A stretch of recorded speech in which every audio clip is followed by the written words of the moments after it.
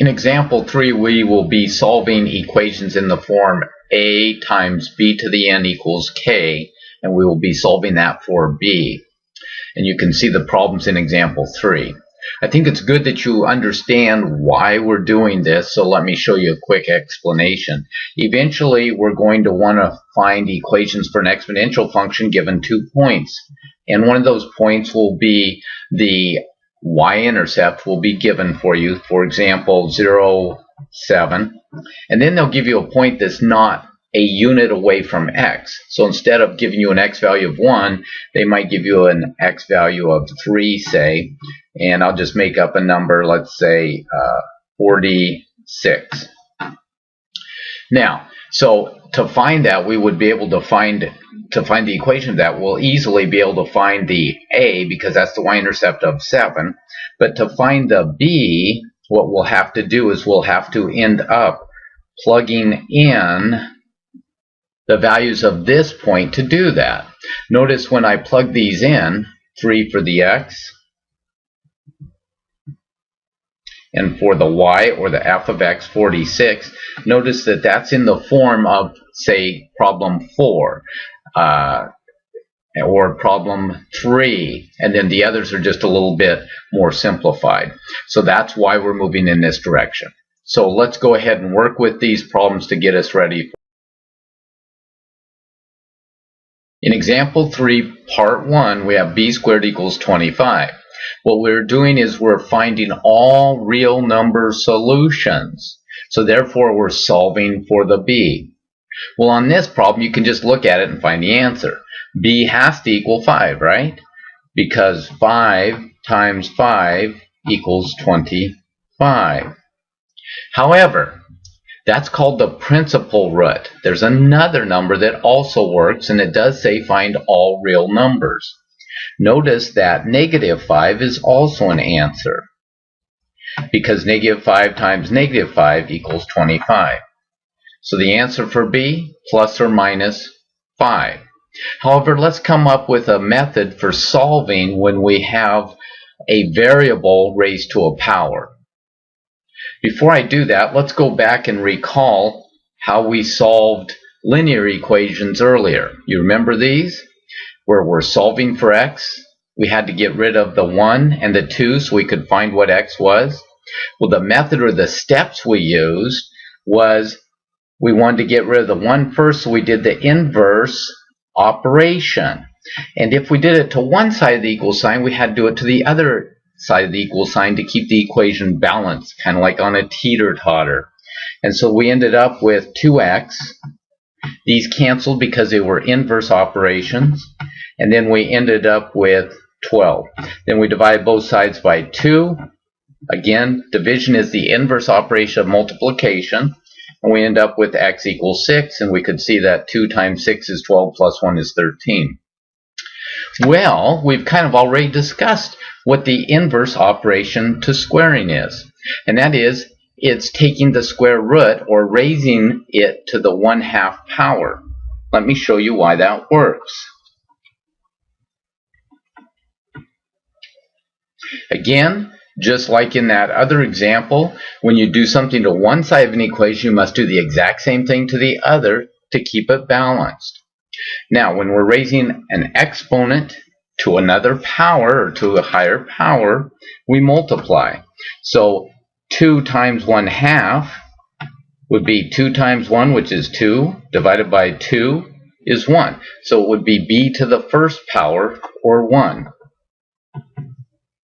And notice we found out that the meaning of a rational exponent is we're looking for a number times itself twice that equals 25. We found that it was 5, but now we're finding out if we want all solutions, which we will want from now on, we need to add not only the positive, but the negative.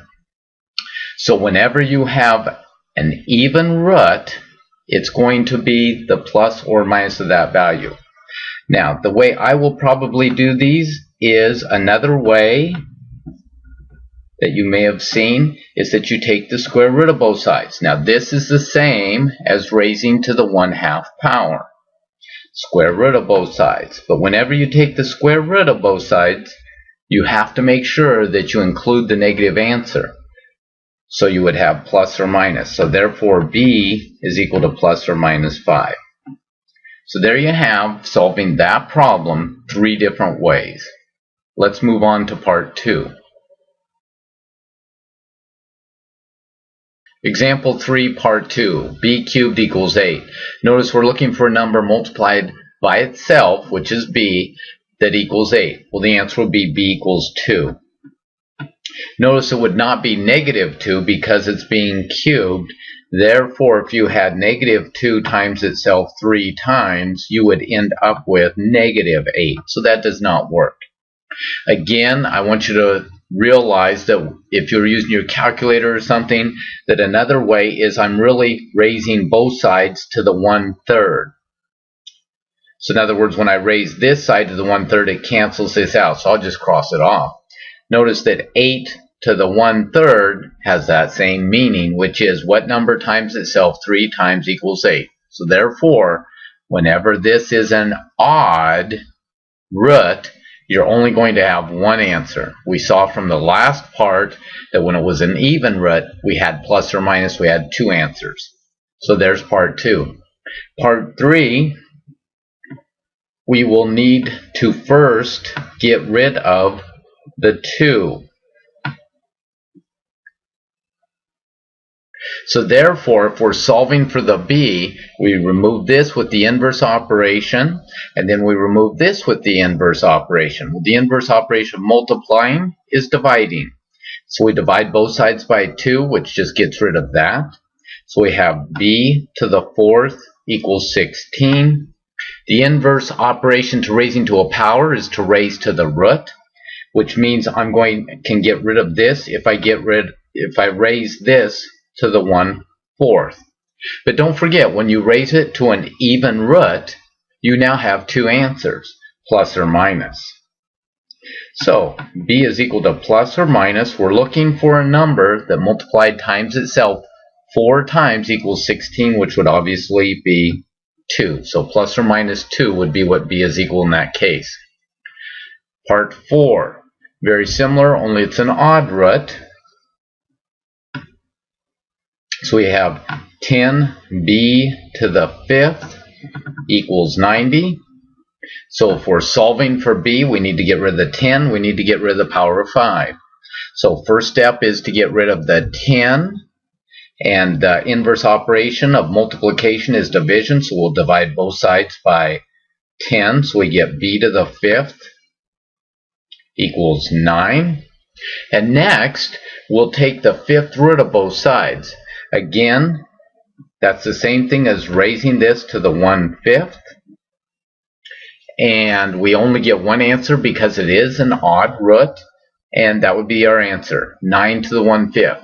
Now, if you want a decimal answer with your calculator, we would enter the 9 raised to the 1/5. Again, we would have to put in parentheses because it is a fraction. If you knew that 1/5 was 0.2, you could just put 0.2 here. Push enter, and that would be our number, or our answer. So b would equal positive 1.55, and I suppose it doesn't say how many decimals to round. Let's round to 3 decimals. Notice if I round to 3 decimals, that 1 becomes a 2 because of the 8. Anytime the 1 to the right of it is 5 or bigger, we have to round up. So there you have part 4.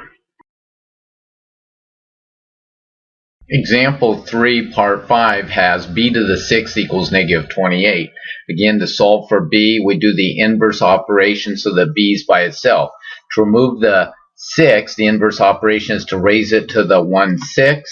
Again, I don't usually do this. I usually just cross that off, but I'll remind you that the reason is because if I raise both sides to the 1/6, that this becomes a 1, so I end up with b.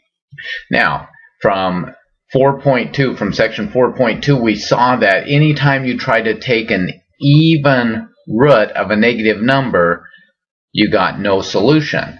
And again, the reason is I can't find a number multiplied by itself 6 times to equal a negative.